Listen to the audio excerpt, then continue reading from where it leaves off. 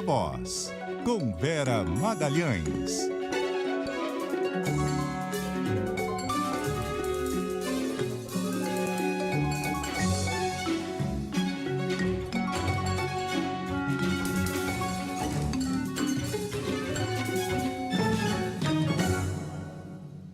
Olá, muito boa noite. São 6h03, quase 6h03. Está no ar o Viva Voz, numa semana decisiva no Brasil e no mundo. Muitos temas na política e na economia. E a gente de olho lá e cá, Carolina Moran. Lá e cá, Vera, boa noite para você, de novo para os ouvintes. Por aqui, o mercado financeiro na expectativa por esse pacote do corte de gastos, mas com olho na eleição americana, né? Exato, um olho no peixe, outro no gato. Vamos começar pelo peixe, o nosso peixe aqui interno, porque o presidente Lula reúne hoje os ministros aí da área econômica na expectativa de que seja batido o martelo no projeto, no programa, pacote de corte de gastos. O mercado está confiante, o dólar fechou em baixa, a bolsa operou em alta. Quem traz os detalhes para a gente da expectativa para esse anúncio é a Isa Staciarini, direto de Brasília. Boa noite, Isa. Oi, Vera, muito boa noite a você, a Carol, a todo mundo que nos acompanha. Uma excelente semana para todo mundo. Reunião essa, Vera, que ainda continua, viu? E a CBN confirmou que, além do ministro da Fazenda, Fernando Haddad, e também do ministro da Casa Civil, Rui Costa, está presente nessa reunião, Vera, a ministra da Saúde, Nízia Trindade, o que indica e sinaliza um possível corte de gastos que talvez afete a área da saúde. Por isso, né, a presença da ministra Nízia Trindade. Lembrando que hoje, mais cedo, o ministro da Fazenda, Fernando Haddad, antes de se reunir com o presidente Lula, indicou que o governo deve anunciar esse pacote de gastos ainda nesta semana. Foi uma sinalização também para o mercado, que ficou bastante alvoroçado, né? Na semana passada, inclusive, o dólar disparou e alcançou a marca de R$ 5,80. Fato é que quem está liderando esse processo, claro, além dos técnicos da equipe da Fazenda, com investidores justamente para fechar os detalhes desse texto do pacote de corte de despesas, que embora o ministro não goste, né, desse termo pacote de corte de gastos, ele diz que são medidas para reforçar o arcabouço e as regras fiscais. Pela manhã, na porta do Ministério da Fazenda, Haddad disse que Lula, inclusive, passou o fim de semana debruçado nos ajustes finais, inclusive se reuniu com técnicos da equipe de Haddad e que o presidente teve acesso aos detalhes dessas medidas. Haddad afirmou que as coisas estão bastante adiantadas, segundo Haddad, na reta final. Minha ida estava dependendo dessa definição, né, de se essa semana ou semana que vem que seria feito os anúncios, né? Como o presidente pediu para ficar e como as coisas estão muito adiantadas do ponto de vista técnico, eu acredito que nós estejamos prontos essa semana para anunciar. Embora nada tenha sido vazado até o momento, há algumas sinalizações. Por exemplo, o governo discute mudanças em benefícios sociais não só para reduzir despesas, mas para tentar acabar com as fraudes. Lembrando que há 15 dias o ministro da Fazenda afirmou que essas medidas não tratariam de bloqueio ou contingenciamento nesse ou naquele ministério, mas sim um ajuste, né, das despesas obrigatórias até para que o governo consiga cumprir a meta fiscal zero. Mudanças no seguro-desemprego, por exemplo, são parte dessa discussão. O governo ainda quer reduzir os gastos com os servidores e também previdência. Haddad já disse, inclusive, que essas mudanças vão vir por meio de uma PEC, ou seja, de uma emenda à Constituição. O governo precisa encaminhar esse texto ao Congresso e vai caber, né, tanto aos deputados quanto aos senadores aprovar esse pacote que tem como objetivo estabilizar a dívida pública. O mercado, portanto, segue ansioso porque ainda há um temor de que as medidas não sejam suficientes para atingir esse objetivo. E até aqui entre nós jornalistas, Vera, nós brincamos agora há pouco, olha, já deu 6 horas da noite, o mercado já fechou. E acho que a gente perdeu o contato com a Isa. Isso que foi discutido, mas não... Tá picotando. Mas é isso, já passou de 6 horas, a gente sabe que isso a gente está sai com depois do probleminha. fechamento do mercado, né? E fechou o mercado bem, Carol, numa expectativa positiva. O dólar fechou ainda muito alto, né, mas em forte queda em relação àquela sexta-feira sombria, recuou quase 1,5%, fechando a 5,77%. A Bolsa foi negociada o dia inteiro com alta aí de 2%. Tem uma expectativa positiva em relação a isso e também melhorou ali a expectativa quanto à eleição norte-americana. O que eu apurei, tá? Depois da reunião de hoje, pode ser que haja um anúncio dos ministros Fernando Haddad e Rui Costa, eles fariam um anúncio conjunto, está sendo organizado ali pelo Palácio do Planalto, mas não tem uma confirmação ainda, mas é grande a expectativa, e que além dos ministros que a Isa Staciarini mencionou, também estão na reunião as ministras Esther Dweck e Simone Tebet, né, da gestão e do planejamento, o ministro Luiz Marinho, do Trabalho, e o ministro da Educação, Camilo Santana. Então, isso sinaliza algumas coisas, né? As despesas que estão vinculadas aí e que estão subindo exponencialmente são o Fundeb da educação e os gastos com saúde. Então, pode ser que os gatilhos para evitar que se exceda demais a arrecadação, venham nessas duas vinculações. E a gente sabe que tem discussão de medidas quanto ao BPC e ao seguro-desemprego. Na semana passada, o ministro do Trabalho tinha sido taxativo de dizer que não aceitaria medidas nessas áreas, mas ele está na reunião. Então, pode ser que esteja sendo comunicado de que o gato dele subiu no telhado e que ele vai ter de aceitar sim ou fazer cumprir as ameaças que fez na semana passada. Então, tudo realmente, como a Isa bem disse, eu ouvi a mesma expressão que ela, de um assessor, está sendo tudo mantido a 7 chaves, mas o que eu consegui apurar é isso, a reunião já dura mais de 2 horas, então deve ser um pacote aí extenso de medidas que dizem respeito a todos esses ministros que estão participando e que devem perfazer aí um pacote com o qual o governo espera acalmar de vez esse mercado e mostrar que o arcabouço fiscal é um compromisso e que ele é factível, que o seu cumprimento é possível. Então, esses são os principais objetivos da reunião de hoje. A gente não sabe se o pronunciamento, se vier, vai ser completo, já anunciando o pacote inteiro, ou dizendo que está ali para os próximos dias, que vai ser mesmo nessa próxima semana, e sinalizando mais alguma coisa. Então, talvez vocês tenham mais informações ao longo do ponto final. Se o pronunciamento acontecer ao longo do Viva Voz, a gente suspende tudo e transmite aqui na CBN.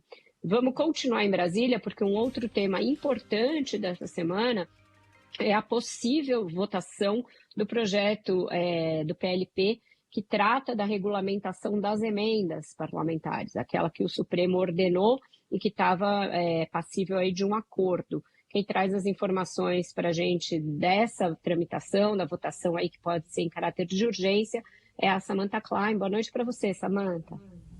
Oi, Vera e Carol, boa noite. Olha, de fato, a expectativa para esse projeto, que ele já está na pauta da Câmara, na sessão plenária que está correndo hoje. Nesse momento está rolando aquelas comunicações de líderes, mas a expectativa e o que está se desenvolvendo em termos de acordo é votar o regime de urgência e também um mérito do projeto nesta terça-feira, pelo menos é o que os líderes da Câmara estão esperando.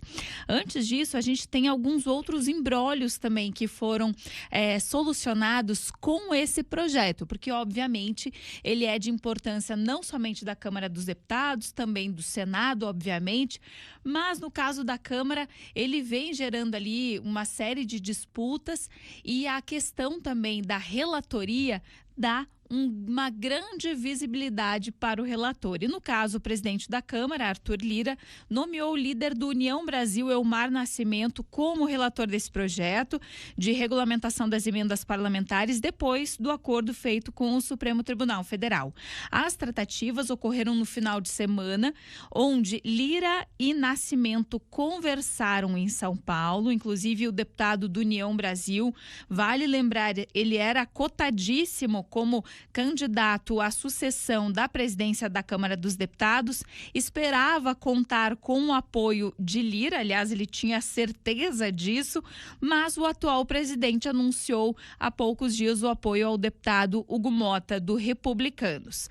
Esse caso chegou a levar um rompimento entre Lira e Elmar, que chegou a dizer não em off, disse a jornalistas que tinha perdido seu melhor amigo. No entanto, esse imbróglio foi realmente superado com esse encontro no final de semana em São Paulo, onde eles selaram a paz e, portanto, o Elmar Nascimento é o relator do projeto. Portanto, essa expectativa de votação possivelmente na sessão plenária desta terça-feira, o texto foi protocolado pelo deputado do PT, Rubens Pereira Júnior, que espera por poucas mudanças a serem feitas pelo relator. Lembrando que esse projeto aí promete mais transparência para a destinação das emendas parlamentares. É uma exigência do STF, no entanto, ele vai manter sob sigilo, pelo menos se o texto não for alterado, o réu responsável pela indicação dos recursos por meio de emendas de comissão, que substituíram a modalidade que ficou conhecida como orçamento secreto. Esse texto também prevê que as emendas de bancada devem ser destinadas para projetos e ações chamadas estruturantes de transparência para as emendas. Que o Supremo fazia dois pedidos: um, regulamentar a tramitação das emendas; dois, dar publicidade para as emendas de 2020, 21 e 22. Esse projeto de lei complementar, ele resolve a questão da regulamentação. A partir de agora a gente sabe como vai tramitar cada uma dessas três emendas. Sobre a publicidade, essa vai ser feita, já está sendo feita tanto pela Câmara quanto pelo Senado, para identificar esses autores das emendas no orçamento de 20, 21 e 22. Então, com esses dois pontos superados, seguramente nós teremos a volta da normalidade no que diz respeito à tramitação das emendas parlamentares. As bancadas ainda vão ter 8 emendas para estados com até 5 milhões de habitantes, 6 emendas para estados entre 5 e 10 milhões de moradores e 4 para estados com mais de 10 milhões de habitantes. Pelo menos isso é o que está lá no texto do deputado Rubens Pereira Júnior. Ele também prevê uma espécie de gatilho para a contenção o aumento, desses recursos viabilizados para as emendas.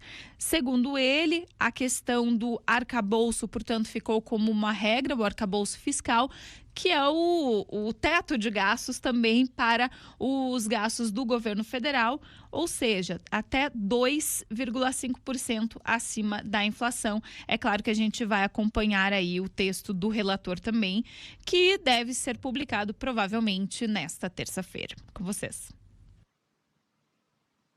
Muito obrigada, Samanta, pelas suas informações. É isso, Carol. Na semana passada ainda havia esses ajustes a serem feitos, porque o Supremo avaliava que não estava contemplando todas as exigências feitas pela Corte no julgamento daquelas decisões do ministro Flávio Dino.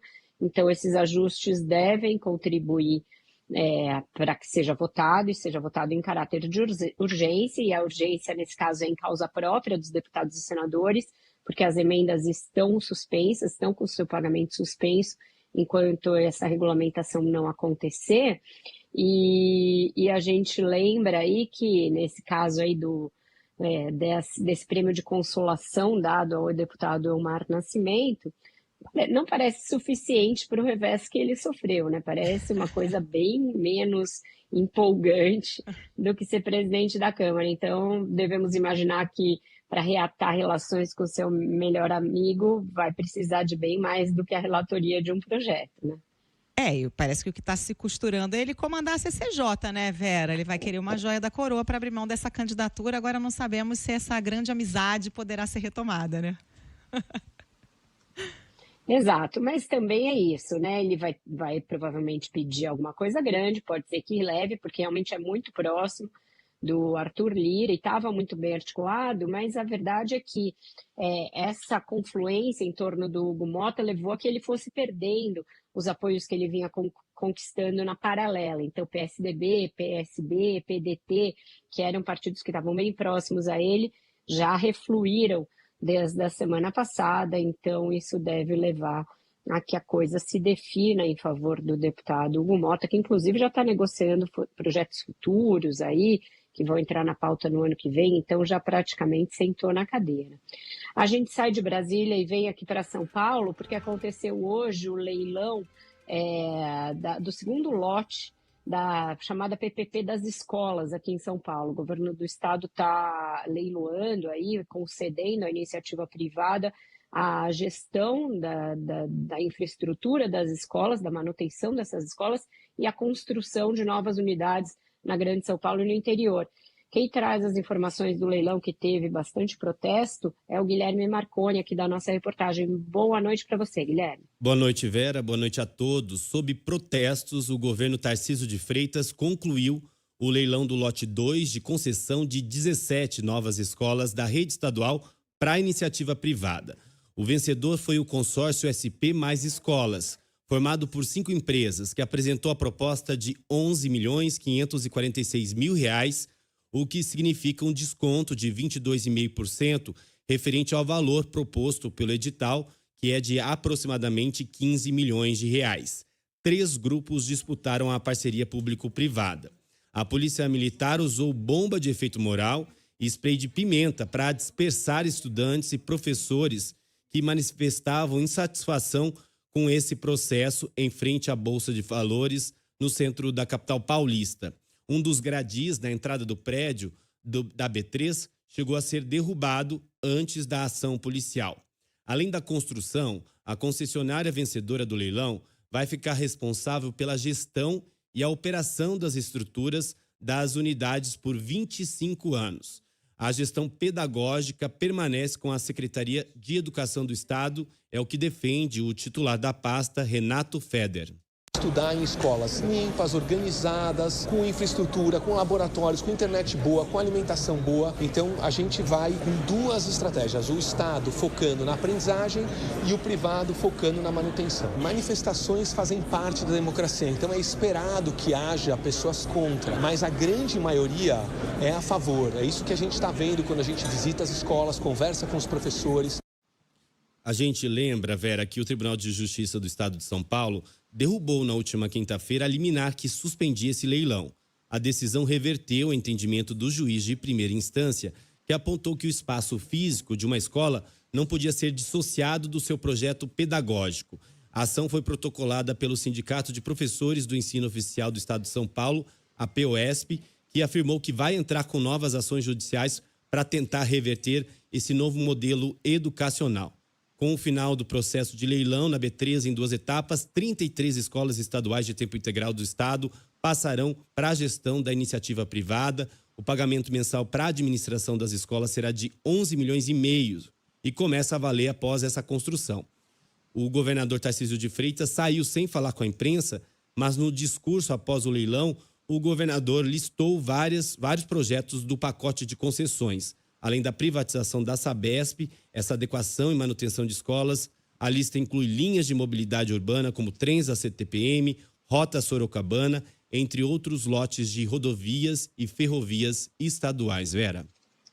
Obrigada, Guilherme, pelas suas informações. Segundo lote esse, Carol, o primeiro foi leiloado na terça-feira da semana passada, também com polêmica, está cercado de bastante protesto.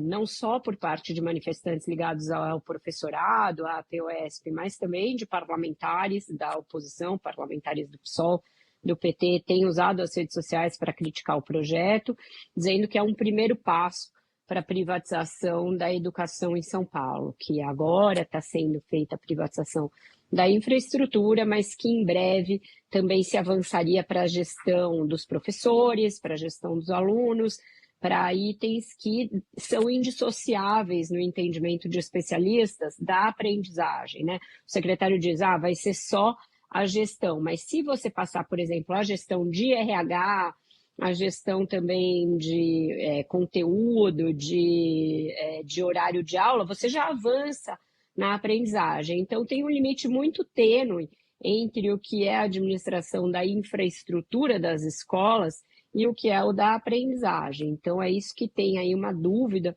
em relação a esse projeto do governador Tarcísio. Não é a única bola dividida em que ele está entrando com estudantes e com professores, porque foi aprovado na Assembleia Legislativa aqui de São Paulo há algumas semanas o projeto de escolas cívico-militares, que o Estado de São Paulo é um dos que decidiram manter a possibilidade dessas escolas, que eram uma das grandes bandeiras do governo Jair Bolsonaro, então aceno do Tarcísio ao ex-presidente Jair Bolsonaro, e ele faz isso porque ficou uma brecha dada pelo MEC para que estados que queiram adotar esse modelo possam fazê-lo, mas devido à grande controvérsia, a implementação dessas escolas foi adiada, está colocada em banho-maria. O fato é que o governador parece se mexer bastante nessa área de concessões, é uma diferença ideológica grande dele em relação ao governo federal, e muita gente enxerga essa movimentação toda, inclusive com a participação dele nos leilões, com aquele gesto característico de dar a martelada, que é uma coisa que ele já fazia desde que era ministro do Bolsonaro, como um ensaio do Tarcísio para se lançar candidato a presidente daqui a 2 anos, embalado pelo bom resultado que ele teve nas eleições aqui na capital e também no interior, em cidades, enfim, de todo o estado. O índice dele de eleição de aliados foi muito grande. Então, a gente tem aí essa disputa política como um pano de fundo para essas concessões, Carol. Ô Vera, a gente tem uma informação de momento antes do nosso intervalo. Vamos a Brasília com Igor Cardim, porque a gente tem confirmação da morte de um bebê brasileiro nos ataques lá no Líbano. Conta pra gente, Igor. Boa noite. Oi, Carol. Boa noite para você, para a Vera e para os ouvintes. É isso, o Ministério das Relações Exteriores confirmou em nota a morte de uma bebê de 1 ano em um ataque de Israel à capital do Líbano, Beirute. De acordo com o Itamaraty, a menina morreu no subúrbio de Hadeth, ao sul da capital, no sábado, dia 2 de novembro. O governo brasileiro prestou solidariedade à família e reiterou a condenação nos mais fortes termos aos ataques aéreos israelenses contra as zonas civis no Líbano. O Itamaraty classificou as ações como contínuas e injustiçadas e renovou o apelo pelo cessar-fogo. Esta é a 3ª vítima brasileira no conflito. Em outubro, outros 2 menores morreram vítimas do confronto. Carol. Obrigada, Igor. Nossa, que tristeza. Vamos pro break, Vera? Vamos, a gente volta já com informações sobre as eleições americanas direto dos Estados Unidos. E estamos de volta com o Viva Voz, monitorando, cobrindo, sentindo o pulso dessas horas finais antes do dia da eleição americana. Lá é tudo muito diferente, então a eleição já vem acontecendo, as pessoas já estão votando, votaram antecipadamente, mas o dia decisivo é amanhã. E o Eduardo Graça, repórter especial do Globo, continua nos Estados Unidos, está percorrendo alguns dos estados pêndulo e hoje acompanha o comício final da campanha da Kamala Harris. Edu, boa noite para você, obrigada de novo por estar com a gente. Conta o que está monopolizando, aí, concentrando as atenções nessa reta final. Boa noite, Carol. Boa noite, Vera. Boa noite aos ouvintes. É um prazer estar aqui com vocês de novo. O que está monopolizando esse momento final das eleições é aqui onde eu estou, é a Pensilvânia. Há, nesse momento, uma disputa enorme sobre esse estado que tem 19 votos no colégio eleitoral. Isso é muita coisa. E ele é um estado muito estratégico porque tanto para a conta que os democratas fazem para fechar quanto a dos republicanos, fica tudo muito mais fácil se eles tiverem esses 19 votos. E todas as pesquisas, Vera, mostram que aquilo que estava muito apertado ficou ainda um pouco mais nessa reta final. Hoje, não por acaso, a vice-presidente Kamala Harris está aqui no estado indo a 5 lugares diferentes. A Pensilvânia é um estado que ao mesmo tempo faz fronteira com o Ohio, né, ali no meio dos Estados Unidos, na América Profunda, e está no corredor de trem aqui de Nova York, Filadélfia, Washington, bem dentro da costa leste. Então, assim, ela reúne lados, áreas muito diferentes umas das outras. É muito difícil você conquistar todos os eleitores daqui. E ganhar aqui é fundamental. Ela hoje passa por 5 cidades, ela termina com um mega comício aqui na Filadélfia que vai incluir convidados especiais, assim como Lady Gaga, Ricky Martin. São nomes assim grandes, porque ela está tentando mesmo garantir essa vitória nos 3 estados da chamada Muralha Azul: Pensilvânia, os vizinhos aqui do lado, Wisconsin e Michigan. Agora, Edu, a Câmara está tentando avançar nas hostes adversárias, né? Ela está tentando capturar o voto das mulheres, mas mais especificamente de mulheres conservadoras, mas que são antitrampistas, né? Sim, exatamente. Aí tem as 2 estratégias finais bem diferentes, assim, embora as 2 campanhas, obviamente, tenham mais ou menos as mesmas informações. A campanha democrata está muito focada em conseguir fazer com que essas mulheres que desde 2016 já torcem o nariz para o Trump, mas que mais especificamente depois da decisão da Suprema Corte, há 2 anos, de jogar por terra o direito federal ao aborto aqui nos Estados Unidos, por conta de juízes conservadores indicados pelo Trump, elas querem contam com essas mulheres para conseguir vencer as eleições, e mulheres especificamente desses estados decisivos. Muitas dessas mulheres, inclusive, e eles têm esses dados, a campanha democrata, votaram na campanha nas primárias republicanas, votaram na candidata Nikki Haley, que era uma candidata, embora tenha servido no gabinete do governo do Trump, ela era uma candidata que se apresentava como sendo mais uma republicana clássica, country club, uma figura menos extremista, como é o caso do Trump.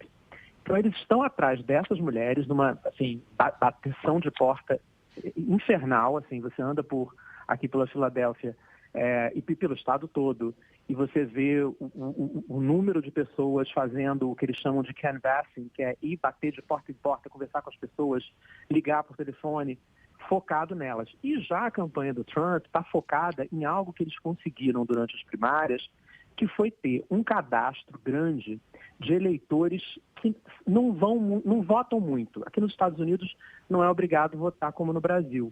Então, você pode simplesmente ficar em casa, a eleição acontece num dia útil, e, enfim, nada ocorre, você não precisa pagar taxa nem nada. Esses eleitores apolíticos são os que alimentaram muito a vitória do Trump junto com a base dele nas primárias. E foram importantes em 2016 também. Ele está muito contando com essas pessoas que estão assim contra tudo isso que está aí, para engordarem os votos trumpistas, tanto aqui na Pensilvânia quanto no Michigan e no Wisconsin. Ô, Edu, a gente tem visto aí editoriais e matérias grandes dos veículos que se posicionaram pró-Kamala Harris, muito focadas nessa questão dos direitos reprodutivos, inclusive as últimas falas da Michelle Obama foram muito nessa linha, do que representaria a vitória do Trump nesse capítulo especificamente. Isso tem o condão de fazer com que essas mulheres se decidam pela Câmara, ou é uma bastante arriscada você fazer desse um tema central numa reta final em que os 2 candidatos aparecem rigorosamente empatados nas pesquisas? É um dos temas centrais para a candidatura da Câmara, porque o Partido Democrata, nas suas pesquisas internas, percebeu que ali ele tinha uma entrada muito grande, parecida com a de 2022, que foram as eleições de meio de mandato, que aconteceram logo depois da aprovação, da reprovação, né, pela Suprema Corte do direito federal ao aborto. Naquelas eleições, em 2022, Vera, tinha-se um prognóstico de uma onda vermelha, né, que é a cor do Partido Republicano, que os republicanos iam retomar o controle do Senado, iam ganhar vários governos do Estado. Os democratas investiram especificamente na questão do direito ao aborto, que estava muito próxima, né, a decisão foi no verão americano e as eleições foram no outono, então foi muito meses, né, de diferença, e deu certo. Inclusive, quando eles checam na boca de urna, ali naquelas pesquisas, o número de mulheres que migrou para o Partido Democrata, ou que nem votavam, que foram votar, eleição de meio de mandato, é mais difícil ainda as pessoas saírem de casa para votar, e que votaram neles, foi muito importante, inclusive em estados do Sul, que eles não imaginavam que isso ia acontecer, como Kentucky, eles elegeram o governador de lá por conta dessa onda, contra a onda vermelha.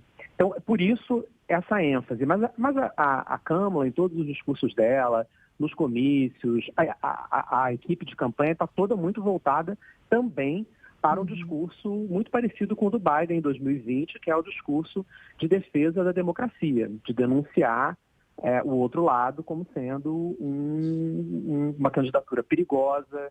E ela está sendo muito ajudada, na verdade, nesse fim de campanha, porque o Partido Republicano, com essa ênfase em trazer esses eleitores contra tudo isso que está aí, além da base trumpista, o Trump tem feito, nos seus últimos comícios, assim, tem aumentado o volume do que já era muito violento, né, de dizer que ele não deveria ter saído, se ele não tivesse saído do governo, por exemplo, que ele teve que sair porque ele perdeu as eleições, o país estaria melhor, de usar termos chulos para definir a adversária e outras adversárias que estão junto com Câmara. Então, assim, o foco é o direito do aborto por causa das eleições de meio de mandato que deram certo e porque 10 estados vão estar também, inclusive alguns decisivos, como o Arizona, também vão votar sobre a proteção do direito ao aborto nas suas respectivas constituições estaduais, né? Os Estados Unidos são uma federação de fato, né? Você pode ter essa proteção. Então, é uma aposta. Eu não sei se você viu, essa semana saiu uma pesquisa num estado que nem é um dos estados pêndulo, que é Iowa, que surpreendentemente, uma pesquisa séria, de uma pesquisadora séria, colocou Kamala na frente. E a justificativa, se você entra nas minúcias da pesquisa, é a migração de mulheres, e de mulheres mais velhas que estavam indecisas e que migraram para ela. Então, eles acham que é a estratégia possível, mais clara nesse momento. Mas é o que você disse, está muito, muito apertado. Obrigada, Eduardo, pelas suas informações. Eduardo para todos nós, Edu para os íntimos, como nós. Amanhã, boa sorte aí na cobertura. Parabéns pela sua cobertura e até a próxima. Obrigado, boa noite a todos. Beijo, Edu. Ele está na rave da democracia por lá, Vera. Hoje só amanhã para Edu. Ele tá de lá para cá, de cá para lá, percorrendo. É o nosso repórter pêndulo, tá indo em todos os estados pêndulo. Convido todo mundo a que ouviu e gostou do comentário do Edu, porque ele é sempre muito didático e muito bom, a ler as reportagens dele no Jornal o Globo, que estão sendo também muito elucidativas. Ficamos por aqui por hoje, Carol? Ficamos, Vera. Um beijo para você, até amanhã. Outro para você, boa hora 3 do ponto final, 3:15 e até amanhã. Tchau, tchau. Tchau, tchau. Intervalo, a gente volta já já, eu e Guilherme Muniz.